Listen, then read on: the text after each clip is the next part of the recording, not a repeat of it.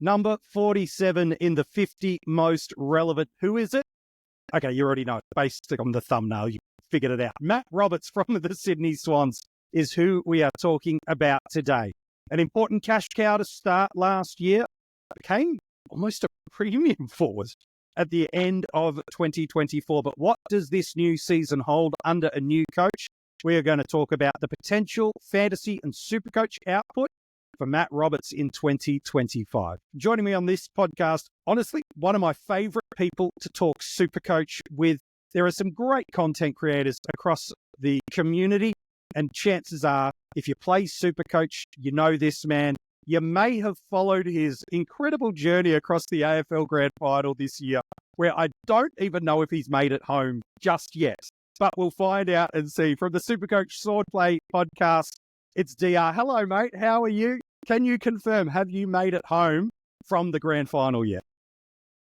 MJ, how are you, mate? Thank you very much. Look, I made it home about 5 minutes ago, so just in time to sit down with you and have a chat. Great, man. But still on a bit of a high. I'm going to be riding this for a little while because you know how tough it is for your team to win a flag these days, particularly with 18 teams, soon to be 19 teams in the comp. So, yeah, still a very, very happy man, mate. And thank you for the very kind intro. You're one of my favourite people to sit down and have a chat with, and always a huge fan of the top 50 countdown, and wrapped and honoured to be a small part of it again this year, mate. No, the good news is this isn't the only time you're going to see and hear from DR and the SuperCoach Swordplay gang. So maybe he'll come back for one of his lines. We'll wait and see. Let's talk about Matt Roberts. He is eligible for us as a defender in 2025, which is important.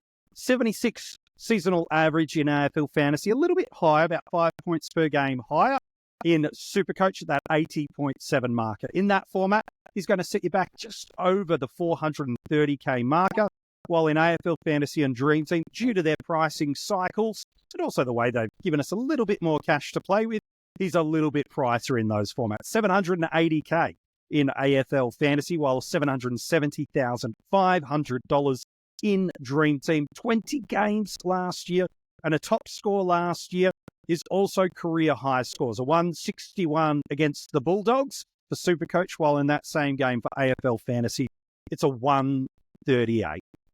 Matt's a fantastic, phenomenally interesting player to look at for the 2025 season. Wasn't recruited as a run and carry halfback, rather was kind of recruited as this silky transition scorer through the midfielder, but has found his home after a number of years on the Swans list, found his home last year inside that defensive 6 unit, and ultimately spent most of that season through there. But DR, that's probably the thing we should start right there around with him, is the thing that ultimately got him into the Swan side, and certainly for SuperCoach, where that ball use and his quality of ball use is so high, makes him so tempting. Absolutely, mate. Absolutely. And one thing that SuperCoach really rewards is kicking efficiency, disposal efficiency, but particularly kicking efficiency. Now, if you look back at the stats last year, Roberts actually rated 8th in kicking efficiency. And the blokes in front of him were those key forward types like your Andrews, your Moore, your Barras, that are more likely to do those little 30-metre type kicks. But the great thing about Roberts is that he's got that booming left foot, and he actually gets a fair few metres gained. So unlike some of the blokes in front of him for kicking efficiency, he's actually getting a lot more distance on these players as well. And that's another reason why he's trusted with some of the kicking duties. We might talk about that a little bit later, mate. But when it comes to kicking efficiency, Roberts is one of the elite users in the game. And that's certainly what we want coming out of our backlines. It's rare you get a player that at one point of the year is this money maker, and then at the same year becomes a premium performer for us. He was so popular in our starting squads last year. He averaged 74 over the year, but 5 scores over 80 plus. The majority of those came at the back end of the year, and similar in SuperCoach with that average in and around that 80 marker. But it was really the final 7 games of the year that got people really, really keen on him, because that 74 average over the first 9 games in AFL Fantasy was good. 80 basically average, including a 117. So that's where that money really kicked up for us in SuperCoach with that early ton. But it was the final 7 games of the year that he really delivered. The middle portion of the year, few vests, a few no plays. Not really great, but the final 7 games of the year goes at an average of 104.4 in AFL Fantasy, 3 tons. He showcases his ceiling with 2 scores over 120, including that 138, nothing under the marker of 89. So right at that premium territories. While over in SuperCoach, goes at that average of 111 over the last 7 games, 4 tons, including that PB of 161, and nothing under 85. And so now we've got DR baked in a real interesting prospect due to a frustrating middle portion of the year. If you didn't jump off at the right time, you leaked some of that cash he made. But to be able to do those numbers for the last 2 months of the year, he's outperforming some of the premiums that we paid up big cash for at the back end of the year.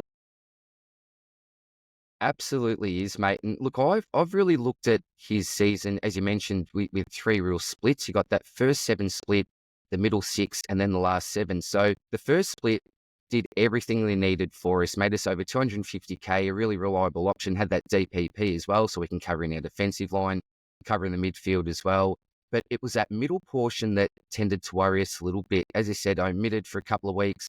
One of the games he was actually rested. Longmire said, look, he's a really important player for us, but being a young player, really came into the side this year. We're just going to give him a little bit of a rest. But it seemed like that was a bit of a lull for him, and that's when lots of people tended to trade him out and drop off him. But the great thing was, as you mentioned, mate, that last 7 split was absolutely phenomenal. No sort of low scores, an extremely high floor, a great ceiling that we saw there as well. And competition for spots weren't as high due to one player that you were mentioning when we were talking pre-podcast, mate, leaving the side. And that always changes things up a little bit, doesn't it? You can only take one player at times to leave a particular role, fill somewhere else, and then that role's vacated. More points on offer, and I think that's when Roberts really came into his own, particularly when Florent moved up to the ground, when McInerney was out of the side, as you're mentioning, mate. So that last 7 split, in particular that post by average, means that he's a really interesting player for us to be looking at this year, and someone that I'm pretty keen on and certainly on the watch list, mate, because of those reasons. That player you're alluding to is Justin McInerney. Goes down injured in round 18, and as a result, multiple pieces of the puzzle move for this Sydney side. You're right. So Florent, who'd taken a pretty decent share of the kick-ins, really for the first half of the year, it was heavy Blakey, and then kind of a 50-50 split between Florent and also for Roberts. Florent pushes up to the wing a little bit more. Lloyd drifts back marginally, so does start to take a few kick-ins once McInerney's out injured. But Roberts becomes, alongside Nick Blakey, the offensive weapon outside of their defensive lines. Look, it's not fair because there is some vests in this, but if you look at the scoring of McInerney and Roberts when they play together and when they don't, it's a crazy huge split. Like it's 62.8 in fantasy when he plays with McInerney. It's a 107 without him. Again, there's some vests in here, so it's a little bit, don't run too hard to the sun just yet. It's not quite pure. And then it's 66.6 in SuperCoach with McInerney, 113.7 without him. Really, it's the last 6 games of the year you should be focusing on where McInerney's out. And that's that 107 average in fantasy and a 113 average in SuperCoach. So it's not too far away from it, but really, really high sort of numbers when you look at those final 6 games of the year. That's a bit of a change. Now, McInerney did come back into the side towards that finals at the end. How confident are you in Roberts maintaining this role? Because he picked up his kick-in share, and we've seen a pretty significant change, at least from a coaching perspective, to the Swans with no longer Longmire there, Dean Cox holding the reins. How do you see this kind of all holding out for us? Because if he's not got the role and the elements of the Swans don't hold, this could be the kind of pick that, while there's plenty of value and upside, if we don't get these variables going our way early, it's going to be a frustrating start and a guy that you're going to jump off pretty. Yeah, there is, I think, a few blokes that could really put their hand up for a best 22 role in that back line, particularly with that distributing role. So Blakey's obviously, I think, his main competition back there. You've got blokes like your Florent. Callum Mills, now, where's he going to play this year? Is he going to push into the midfield? Will they keep him back? Not sure about that. And the new recruit, Riley Bice, as well, mature age recruit. Well, what are their plans for him? You'd assume if they're recruiting him as that mature age that they're looking for an immediate spot for him. May not be the case, but I think what really makes Roberts different from the rest of the pack is that disposal efficiency, that kicking efficiency. That really sets him apart from the rest of the pack for me. So if I'm looking at my cattle and if I'm Dean Cox, I'm thinking, well, who do we want the ball in their hands? It's Matt Roberts. I want the ball in his hands because he's going to kick it long, he's going to kick it well, and he generally makes some pretty good decisions with ball in hand. So, look, it's a bit of a guessing game at the moment. We'll certainly need to keep a really close eye on the match sims, on the preseason games as well, to see what Cox is really thinking. But if I'm comparing him to the other players that I've got that are vying for that position, I like his upside, particularly with that kicking efficiency, mate. So I think there's a good chance that he keeps a role. But in saying that, could he push up to a wing himself? Could they look for him to get the ball in his hands to be kicking inside 50? I don't know. That left foot weapon could be used in different areas of the ground. But for me, I really like him coming off half back, being that distributor. But who knows, mate? I'm not 100% confident, but he's probably the man I do like for the role. And I think that's the beauty where we do have some of that risk that is truly needed to be raised throughout this episode. Some of this is going to be minimized for us with what we see through the preseason. Now that we're in January, we're going to start to see the clubs return, some of those internal club matchups. We're going to get a little bit of insight while they're playing double positions everywhere. If we were going to see him move up to the wing, we'd see that in preseason a little bit more than we would, given they've got to have two of every position covered. We know we're going to get at least one intra-club match, let alone that community series. And then the ultimate confirmation for us is they play yet again in opening round, meaning we get to see at least one of the scores before we have to lock our teams away. Meaning if he flies out of the gate, you can confirm that position. If he has that role that you're looking for, that solidifies that selection. If some things don't go his way, it gives you the reason to be able to deviate before it costs you either a trade and any money movements that go either side. With that, they do have only one price movement in SuperCoach before they're on the bye. And the first three games aren't super easy. They've got the Hawks, the Lions, your boys, and then the Dockers. And ultimately, there's one price movement in SuperCoach before they're on the rest. While in AFL Fantasy, they have a weekly price movement. So they'll have the double movement at the end of round one due to opening round. And then they'll have the next price cycle movement after round two. So everyone will have seen some cash movement out of Matt Roberts. But this buy is challenging. I think we've learned a lot as a community. We were really hesitant to go near almost anybody that had one of those first two buys last year as a community due to opening round and some uncertainty with how to play it. I feel like across AFL Fantasy, SuperCoach and Dream Team, we've got our head around with where we were overly conservative, where we can be more aggressive. But this buy is the biggest we've ever had early on. It is best 18, but Pies, Lions, he's not the only relevant name in our back line that if we jump on Roberts, it almost means we can't get on multiple others. This is an interesting and relevant selection, whether you fade or start Matt Roberts. 100%. If you look at even the relevant mid-prices in that particular round, you've obviously got his teammate in Callum Mills, who I think may be a really popular pick.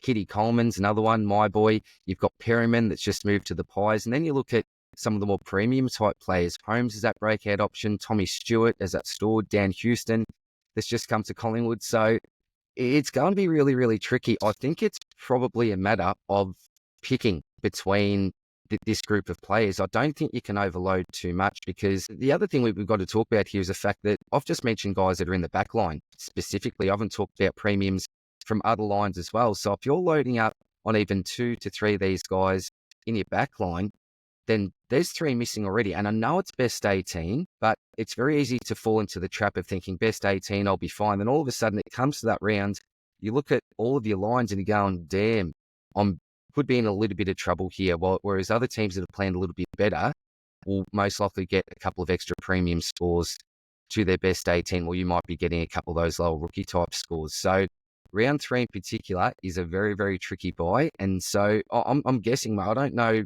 which players are upcoming in your top 50, but I've got a feeling that maybe a few of these type of players we're talking about that may be featured. So that's another reason to stay tuned to this series, because some of these 50-50 decisions or selections, this is where you're going to get the best info about it. So very, very tricky buy, mate. Very, very tricky buy, unfortunately. Dacos is in this buy group. Goulden is in this buy group.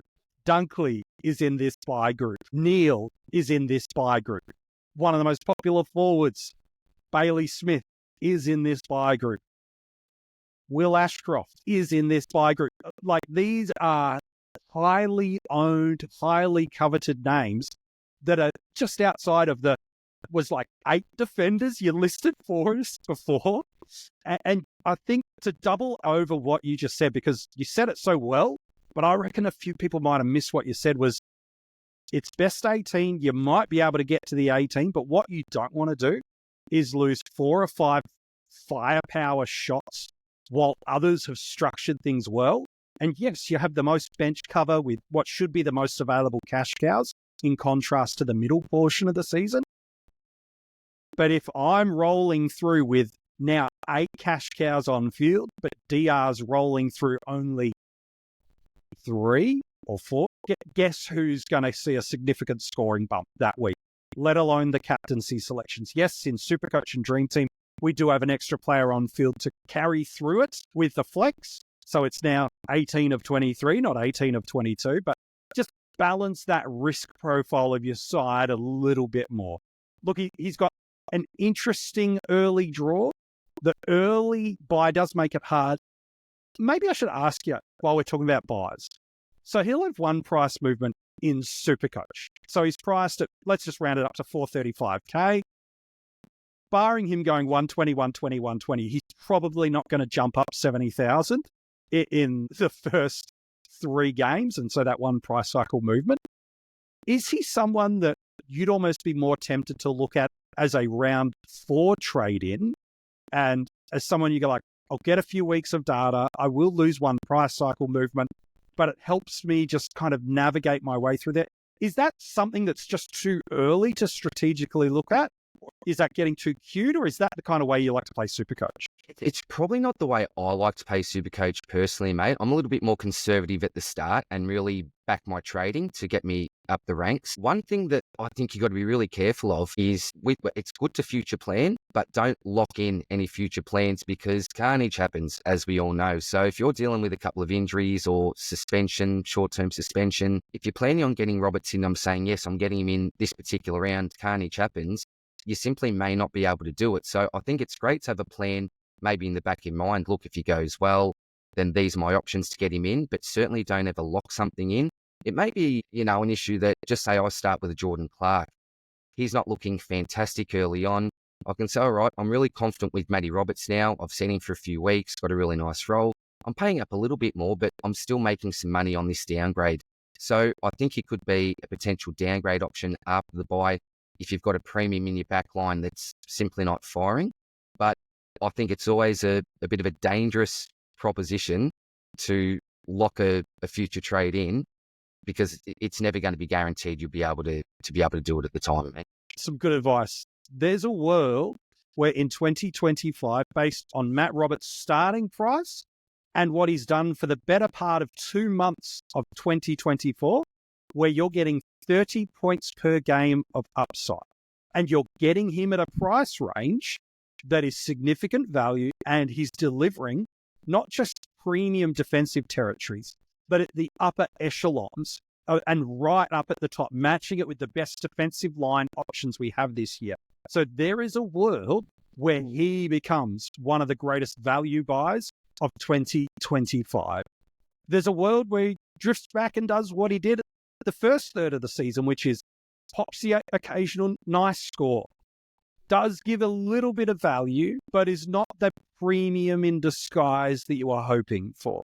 And given that early buy, with the way you structure up your side and the tiering as DR's talked about of who do you like more out of these players that are off that week with that bye, with so many players absent from our teams that are so relevant for us? Well, the selection or non-selection of Roberts makes him relevant not just for himself, but the other players and structures and selections you have in the preseason. It is what makes Matt Roberts not only at number 47, but one of my 50 most relevant players for 2025. Before we go, we've got to talk draft, and we've got to let people that haven't seen or heard about SuperCoach SwordPlay find a little bit more about him. But on draft day, look, based on average last year, which is so often how the general consensus community drafts based off the preseason is, well, what did they do last year? I'll draft off that.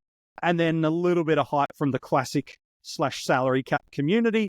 They put those two variables together and they probably make their selection. But based on that, he's the 48th ranked SuperCoach defender and he's the 40th ranked AFL Fantasy defender. So we're talking in a 10-team league. That puts him at D4. DR, does that feel about the right sort of spot? You'd be happy to sort of pick him up? Because that feels pretty right to me. He might go early. If you're desperate, you really need to go D3. But D4 feels like the right sort of balance of risk versus reward. Yeah, well, as you know, MJ, I'm not huge on draft. I'm in a couple of keeper leagues, so very, very keen to hear your advice in the preseason during the draft. But I think D4 does sound a little bit right. I think if you've got Matt Roberts at a D5 position, you're laughing, aren't you? Or you're just absolutely stacking your back line. One of the two, I'm not too sure. But yeah, it's where do you select him? It's a risky play to wait that extra round, I think, because if you know what you're doing in draft, I'm sure lots of people have him on their watch list and may just jump in there. The third round, mate, it feels a little bit early in a way, doesn't it? So I think you've almost nailed it with that D4 selection, mate. So I'd be very happy to get him there. And I think any later than that, then it's an absolute bargain buy for us. Yeah, you probably are running that gauntlet too of hoping that the player drifts further and further to you, which can absolutely... But with draft, there's always the variables. How many coaches, how many on field, what are the flexes are. But his average says D4. A keen coach will go D3. There'll be some optimistic coaches that hope he can be their last defender on field. I don't think that will happen. But you know what? Anything can happen on draft day. So let's wait and see how it is. Hey, mate, it was a pleasure talking fantasy football with you. SuperCoach SwordPlay, the brand new brand for where we can get in touch with DR. And not so much a brand. We've known the podcast, but now the YouTube channel, the whole brand is all about SuperCoach SwordPlay. What have you guys got coming up for us in the preseason, and where can we check out your great work? Oh, firstly, thank you very much, as always, for having me, mate. It's such a pleasure sitting down, having a chat with you, and really picking your SuperCoach brain as well, because you're one of the veterans out there, mate, particularly with the content creating. So thank you very much for having me on again, mate. And yeah, we've made a bit of a change with the channel. Everything stays the same, but given the fact we've got our SuperCoach SwordPlay podcast, we've got the website, we're selling our own merch now, which is supercoachswordplay.com. It just made sense to us to go from SuperCoach with DR to now branding it as SuperCoach SwordPlay, mate. But same old stuff. You get the stock markets, get your round reviews, lots of preseason content, mate. We're going through all 18 team previews, and I'd hope that you might be able to join us. One of those in particular, mate, and plenty of in-season content as well. We're going to do something that I haven't seen done before, and it's going to be a bit of SuperCoach Talkback Radio, where people will be able to phone in or dial in on the StreamYard and actually be part of the audience and have a bit of a rant or ask some questions after the round is done, mate. So yeah, really exciting stuff with Spills, Jonathan Roscoe, and yeah, we'll be collaborating with lots of blokes like you and yourself, and I think that's the best thing about producing content, isn't it, mate? All the connections and the networks that you make, and I can call so many content creators really good friends of mine. So plenty to look forward to, mate. And yeah, thank you very much again for having me on. I'm a big fan of the top 50, and we'll be watching every episode very, very keenly. Sean Darcy's in my side already, so there you go. We may have ruined your team. Who knows? Hey, mate, absolute pleasure. If you want to go and check out some of those places that DR's just referenced, you're like, oh, what was that website? Where was that YouTube channel? The good news is we've placed all those links in the description of this episode, so you can go in, check it out, click on it, buy some of the merch, check out the great content that has been coming through the preseason and will, let alone during the 2025 season proper. Hey, in a few seconds, I've got a clue for who's sitting in at number 46. Do you think you know who it is? I'll give you a chance to guess in about 30 seconds' time. But you can go back and check out all the players revealed so far in the 50 most relevant. We're a handful of players in, so whether you're listening to the audio podcast, wherever you are, make sure you've subscribed, liked, and given it a 5-star rating. If you're checking us out on YouTube and you haven't subscribed, make sure you do so. If you're picking this great man, give us a like on the video, but comment below and let me know, how much do you think Matt Roberts is going to average in 2025? We'd love to know your thoughts. And as well as checking out all the SuperCoach SwordPlay team's info in the description of our episode, you can also get in touch with us across social media. Check out all of the other places where you can grab our Coaches Panel merch and join our Patreon, where breakout and premium tier supporters are already a day ahead on the audio podcast. It's just one of the many great rewards that they get for signing up at one of those 2 tiers. All right. Number 46 in the 50 most relevant. It's a player that he's scored multiple hundreds at his first club. He's now at a new home and has been recruited for a purpose that could actually make this team shoot up the ladder way faster than anyone gives them credit for, because there's been an Achilles heel in this team for many, many years. Bit players have been there, but now they have the out-and-out option that they've been looking for. And he is super important to your structure, let alone to his team that he's now got as his second home. Who is he? You'll find out tomorrow in the 50 most relevant.